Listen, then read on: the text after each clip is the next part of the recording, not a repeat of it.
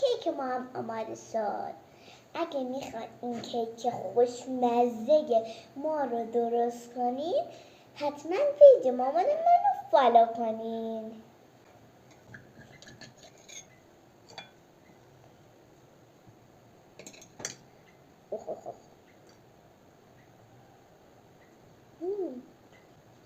اول تخم مرغ رو برمی‌داریم، میشکنیمش،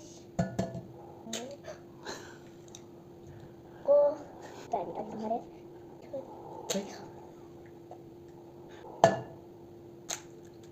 بالاخره تونستم برم دستم بشورم. حالا اول شکر، اینو وانیل، بعد با هم میزنیم، روغن و شیر رو اضافه میکنیم،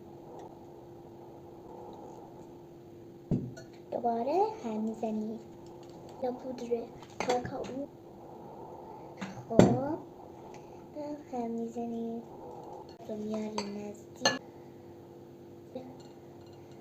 آرد رو داریم میریزیم، خوب هم زدیم میریزیم توی قالب. بافتش باید این شکلی باشه. مزیه عالی شده. حالا میبرم تو فر میذاریم.